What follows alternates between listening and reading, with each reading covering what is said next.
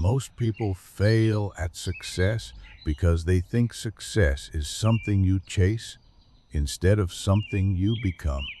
They are waiting for it to arrive like a letter in the mail, believing that if they just put in time, if they just show up, if they just hope hard enough, someday it will find them. But success is not a delivery, it's a demand.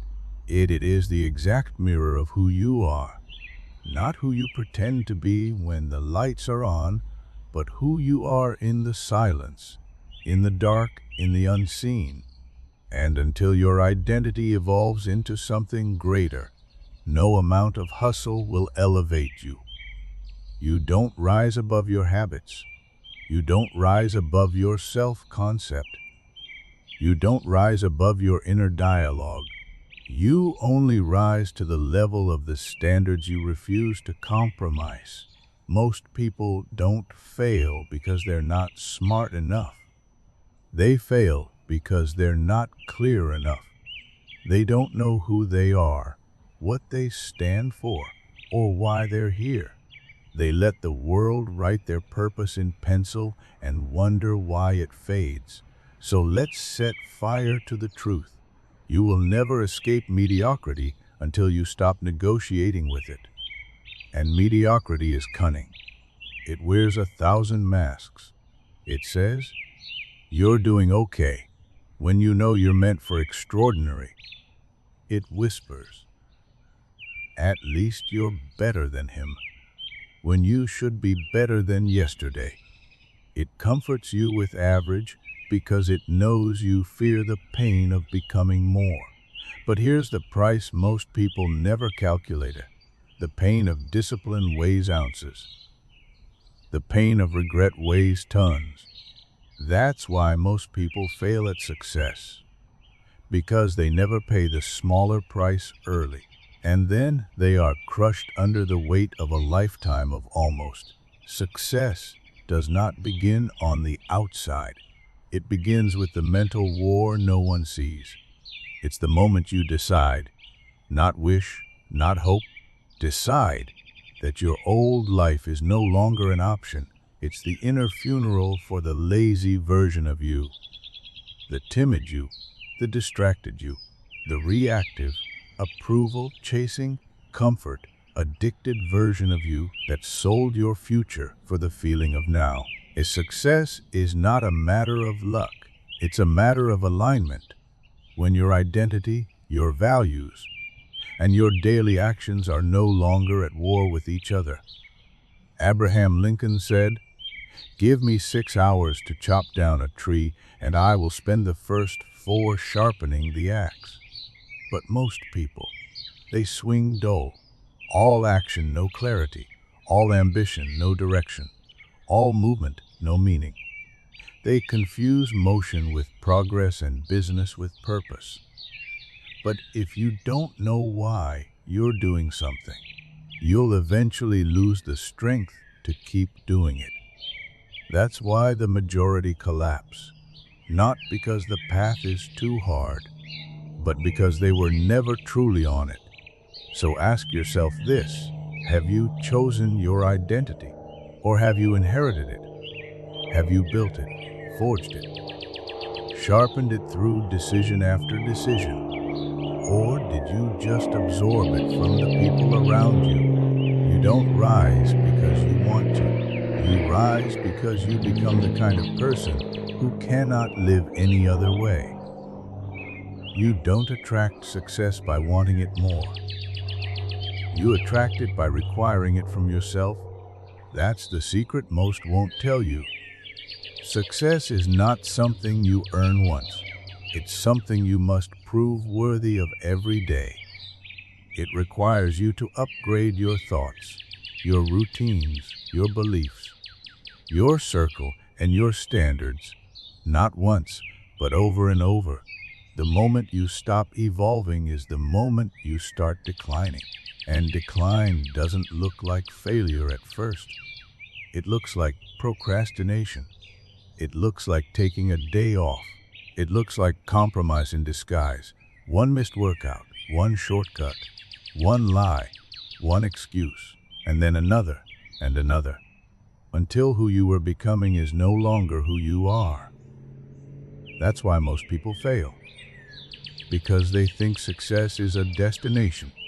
But success is a relationship, with discipline, with purpose, with your highest self. And relationships die without attention. Walt Disney was fired from a newspaper for lacking imagination. They told him he wasn't creative enough. Imagine if he believed them. Thomas Edison tried over 1,000 times to invent the light bulb. If he had stopped at 999, the world would still be in the dark. The Wright brothers were bicycle mechanics, not engineers, not professors, just two brothers with a conviction stronger than their credentials. What made them succeed wasn't talent. It was identity, a relentless refusal to believe they were anything less than the vision they saw in their minds. The world said no.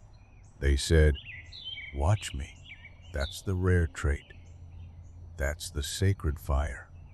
And that's where you're different. Not because you want more, but because you demand more from yourself. You're not here to survive this life. You're here to build something with it.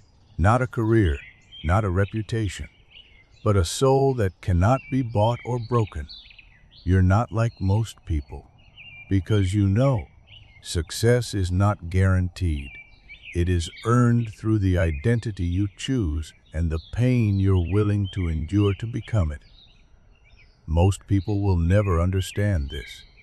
They will keep chasing tactics and strategies, never realizing that without a foundation of identity, every tactic becomes another distraction, another shortcut that leads them back to the same place as stuck, confused, exhausted. You see, there's a hidden reason the average person can't stay consistent. It's not because they're lazy. It's because their goals contradict who they believe they are. They're trying to earn a millionaire's results with a minimum wage mindset. They're trying to build an empire with the self-worth of a pawn, and the subconscious mind always wins. Always. You cannot outperform the story you believe about yourself. That story lives under every decision. It decides whether you wake up at 5 or hit snooze. It decides whether you speak up in the room or shrink back. It decides whether you push through resistance or make another excuse. So if you want to become unstoppable, you must rewrite your story. Burn the old chapters, the ones written in fear, the ones written by teachers who didn't believe in you, by friends who felt threatened, by parents who were broken themselves, by a society that profits from your doubt. Rip it up, rewrite it, and this time, write it like your life depends on it, because it does. Do not call yourself weak and expect to become strong. Do not call yourself unlucky and expect fortune. Do not call yourself ordinary and expect your life to become extraordinary. You must speak to yourself with the same power you expect to show the world, because the world mirrors back what you believe you're worth. If there's one thing you must understand, clarity is a weapon. When you know exactly who you are and what you're building, you become immune to distractions, immune to other people's opinions, immune to the temporary seductions of comfort. Clarity is not some fluffy word for vision boards and planners. It is the steel spine that holds you upright when everything around you shakes. When you know why you're doing this, deeply, unshakably, you don't quit. You don't need motivation. You are the motivation. You don't need the world to believe in you. You become the kind of person who believes so deeply in themselves, the world bends to match it. And if you don't feel that way yet, good, because that means you're still becoming. That means you haven't given up.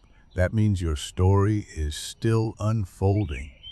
But it also means you can't waste any more time, because every day you hesitate, the comfort grows louder and the calling grows dimmer. And one day you'll look back and realize the tragedy was not that you failed, but that you were capable of so much more, and you settled for less. Henry Ford once said, "Whether you think you can or think you can't, you're right." But most people think success is a finish line, a trophy, a result. It's not. It's a standard, a lifestyle, a way of breathing. It's the invisible contract between you and your future self, signed in sweat, tears, and the quiet hours when no one is watching. It's showing up anyway. When it's hard, when it's boring, when it's thankless, because you know who you are and who you're becoming. Most people quit because they don't realize this. Pain is not the enemy. Pain is the proof. It's the chisel that sculpts you. It's the test life gives before it hands you the key to something greater. You're not being punished. You're being prepared. You're not being delayed. You're being refined. And when it feels like nothing is working, that's when the old you is dying. The weak version of you, the version that sought comfort, not greatness. The version that wanted praise, not purpose. The version that asked for results without earning the right to lead them. Let it die. Let it burn in the fire of your conviction. Let it be the ash from which something unbreakable is born. Do you want to know the real reason most people fail at success? It's not because they don't have goals. Everyone has goals. It's because they never created an identity that could carry the weight of those goals. They're trying to climb mountains in shoes made of excuses. They're trying to build skyscrapers on a foundation of sand. They want a life that demands discipline, and they answer with distraction. They want peace, but refuse to confront the war within themselves. They want freedom, but they're addicted to their own limits. But not you, because you understand that success is a sacred responsibility.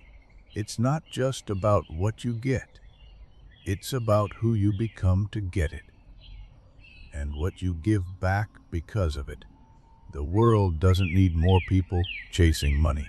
It needs more people becoming worthy of it. It needs builders of legacy, architects of integrity, carriers of a standard so high, the world has no choice but to rise with you. Now listen closely. There will come a day, maybe soon, when life will try to shake you to your knees. Not because it hates you, but because it's trying to ask you something. Who are you when nothing goes your way? Who are you when the applause stops? When the paycheck is late? When the lights go out and no one is watching? Because that is the version of you that builds empires. Not the loud one, not the perfect one, but the one who shows up when it's hard, when it's lonely, when it's dark. And the reason most people fail at success is because when those moments come, they break, they fold. They say, "This must be a sign to stop."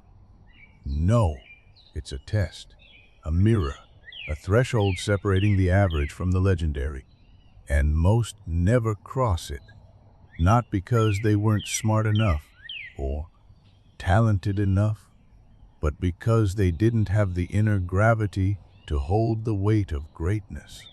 They wanted success without sacrifice, growth without discomfort, glory without grit. But the fire doesn't work like that. You don't walk through it unchanged. You walk through it forged. Do you know what separates the few who rise? They make a decision, a quiet, internal, irreversible decision. I will not go back. Not to the old habits, not to the smaller self, not to the identity that kept them invisible. And from that moment, they stop negotiating with themselves. They stop needing permission.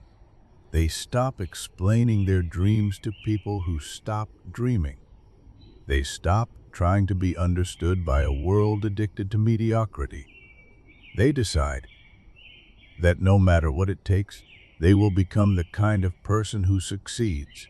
And that decision becomes the compass, the fire, the momentum. It rewires everything, because once your identity shifts, your standards follow. And once your standards shift, your life becomes a reflection of them. Let's talk about standards.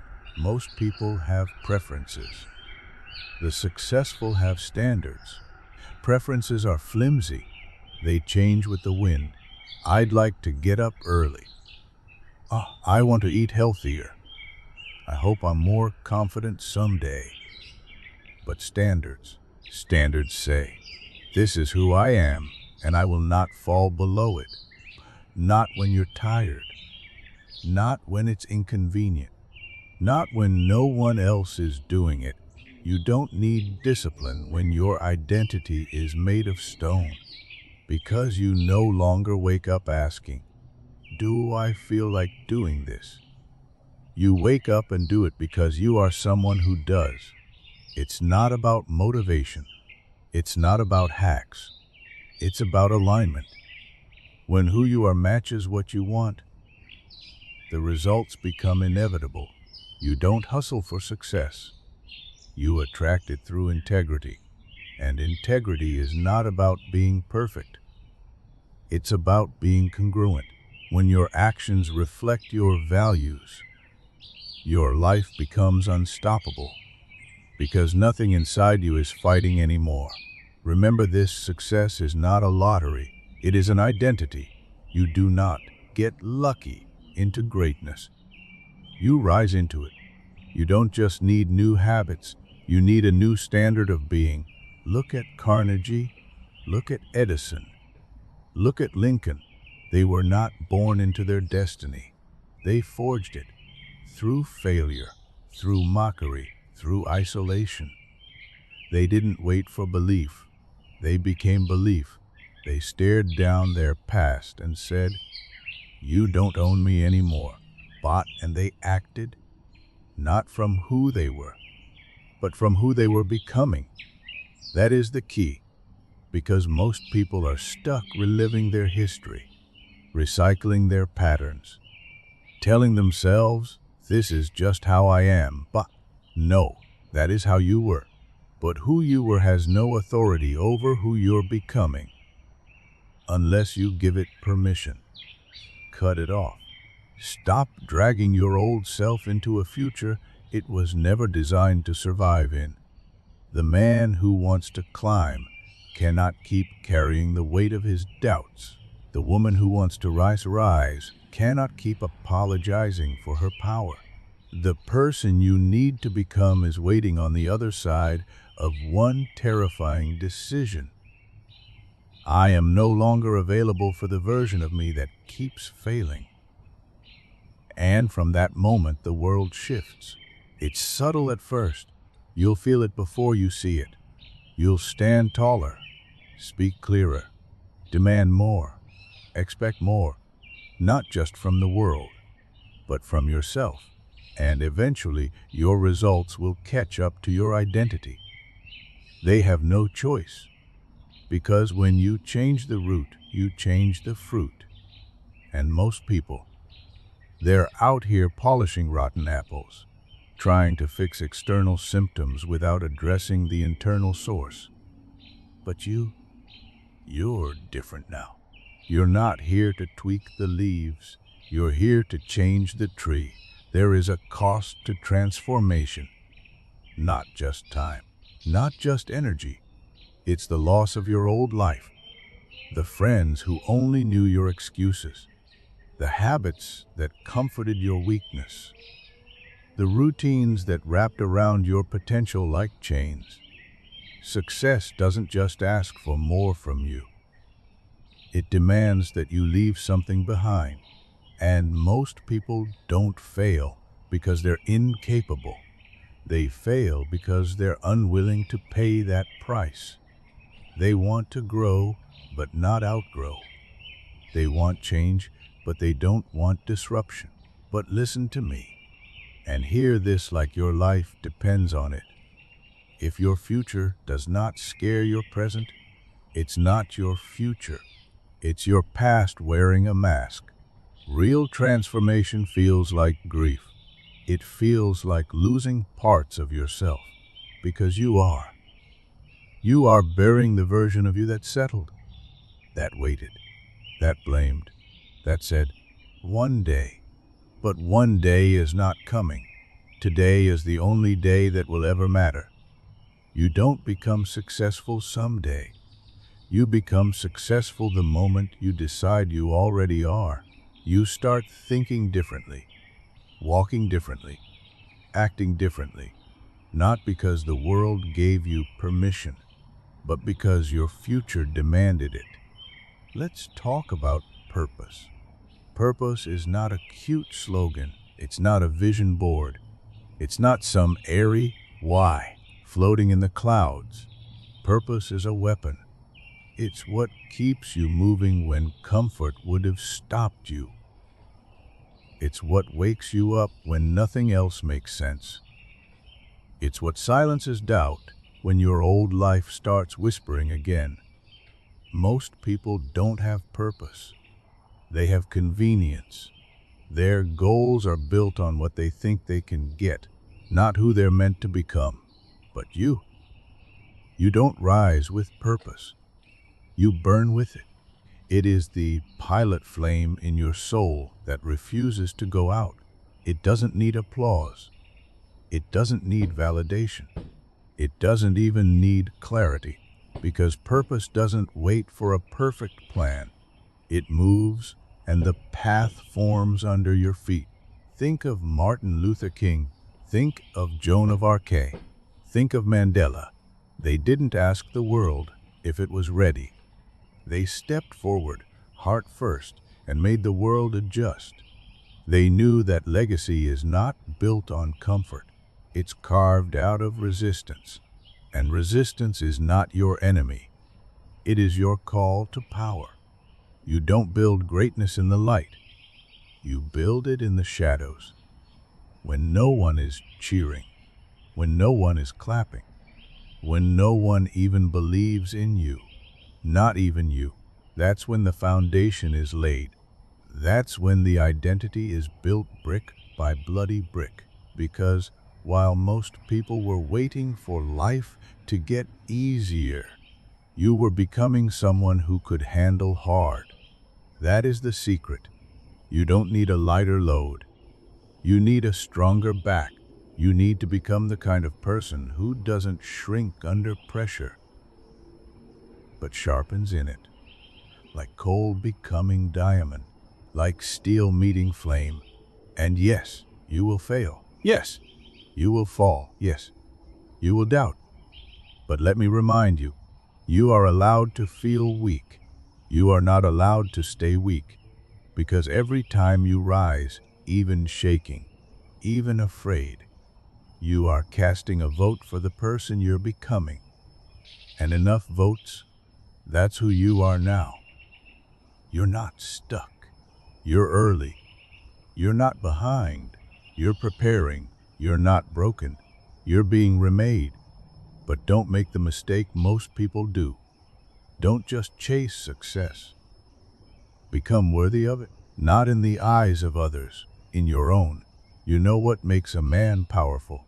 Self-respect, not arrogance, not bravado, not showmanship, quiet, unshakable, grounded self-respect. When you no longer need applause to feel valuable, when you no longer betray yourself to be liked, when your yes means yes and your no means no, you become immovable. The storms may come, the setbacks may hit, but they will not steal your identity, because you are not the result. You are the root. And roots don't panic when the weather changes. They dig deeper. That's what you do now. Do not confuse movement with momentum. Do not confuse business with building. Do not confuse comfort with confidence. Most people fail because they look alive on the outside, but are dead in purpose. They wear the costume of ambition. They use the language of greatness. They perform success like actors reading a script they've never lived. But nothing real can be faked, and you are not here to pretend. You are here to become, and becoming means you must stop asking for directions to a place no one has ever been but you. Because your road, it's yours alone. No map, trail, no guarantees, only fire. But that fire is enough. If you are brave enough to walk through it, let the others settle. Let the others wait. Let the others justify their smallness. You were not born for that. You were born to lead, to break, to rebuild, to stand in the silence of doubt and still speak the language of certainty. Because somewhere inside you, beneath the wounds, beneath the noise, beneath the fear, is a voice. And it has been waiting for you to stop negotiating with mediocrity, waiting for you to rise without permission, waiting for you to finally say, enough, I am not who I was, I am who I decide to be. That is the beginning of mastery. Understand this, you will never outperform your identity.